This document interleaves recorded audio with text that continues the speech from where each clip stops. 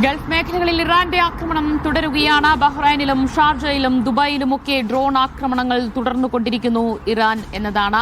ശക്തമായ ആക്രമണം ഇറാൻ തുടരുകയാണ് എങ്കിൽ വലിയ മറുപടി ഉണ്ടാകും എന്ന മുന്നറിയിപ്പ് ട്രംപ് നേരത്തെ തന്നെ നൽകുകയും ചെയ്തിരുന്നു. പക്ഷേ അതിന് പിന്നാലെയും ആക്രമണങ്ങൾ തുടരുകയാണ് എന്നതാണ്. ബഹ്റൈനിലും അതുപോലെ തന്നെ ഷാർജ അൽ നഹ്ദയിലുമൊക്കെ ഡ്രോൺ ആക്രമണങ്ങൾ ഉണ്ടാവുകയാണ് ചെയ്തിരിക്കുന്നത്. അത് ഡ്രോണുകൾ തകർക്കുകയും അതിന് പിന്നാലെ അതിന്റെ അവശിഷ്ടങ്ങൾ പതിച്ചുകൊണ്ടാണ് 2 പേർക്ക് പരിക്കേൽക്കുകയും അതുപോലെ തന്നെ ക്രൗൺ പ്ലാസ ഹോട്ടലിൽ തീപിടുത്തം ഉൾപ്പെടെ ഉണ്ടാവുകയും ചെയ്തിട്ടുള്ളത്. അതിനിടയിലാണ് ഇപ്പോൾ ഇറാന്റെ സ്ഥിരീകരണം വരുന്നത്. ഖാംനയി കൊല്ലപ്പെട്ടു എന്ന സ്ഥിരീകരണത്തിന് പിന്നാലെ ഇറാന്റെയും പ്രതിരോധ മന്ത്രി അസീസ് നാസർ സാദെ കൂടി കൊല്ലപ്പെട്ടു എന്ന സ്ഥിരീകരണം വരികയാണ്. അമേരിക്കയും ഇസ്രായേലും കൂടി നടത്തിയ ആക്രമണത്തിലാണ് സൈനിക മേധാവികൾ ഉൾപ്പെടെ കൊല്ലപ്പെട്ടു എന്ന വിവരങ്ങൾ സ്ഥിരീകരണം വരുന്നത്. ഇപ്പോൾ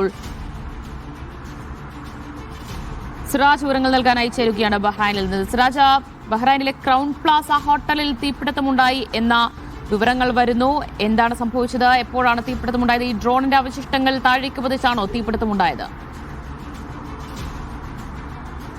ഇന്ന് രാവിലെ 7 മണിയോടെയാണ് ഡിപ്ലോമാറ്റിക് ഏരിയയിൽ ചില ഹോട്ടലുകൾക്ക് ലക്ഷ്യമാക്കി ആക്രമണം ഉണ്ടായത്. ഡിപ്ലോമാറ്റിക് ഏരിയയിലെ പ്രധാനപ്പെട്ട നയതന്ത്ര കേന്ദ്രങ്ങളും അതുപോലെ തന്നെ ഹോട്ടലുകളും സ്ഥിതി ചെയ്യുന്ന ഒരു പ്രദേശമാണിത്. ക്രൗൺ പ്ലാസ ഹോട്ടലിന്റെ മുൻഭാഗത്ത് കേടുപാടുകൾ പറ്റിയിട്ടുണ്ട്. പല പ്രദേശങ്ങളിലായി ഇന്നലെ രാത്രിയിലും ഇന്നുമായി നടന്ന ആക്രമണങ്ങൾ, പ്രത്യേകിച്ച് ഹൂറയിലെ റെസിഡൻഷ്യൽ ബിൽഡിങ്ങിലുണ്ടായ ആക്രമണം, സീഫ്, മുഹറക്ക്, അതുപോലെ തന്നെ റിഫാസ്, സനദ് എന്നിവിടങ്ങളിലും ഉണ്ടായ ആക്രമണങ്ങൾ, അതുപോലെ രാത്രിയിൽ നിരന്തരമായ സ്ഫോടന ശബ്ദങ്ങൾ ഒക്കെ ഉണ്ടായിട്ടുണ്ട്.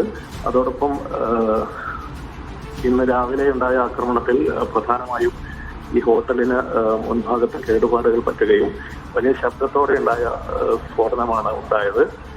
അതുപോലെ തന്നെ ഇന്നലെ രാത്രി എയർപോർട്ടിന് നേരെ ആക്രമണം ഉണ്ടായിരുന്നു. ഉണ്ടായിട്ടില്ല.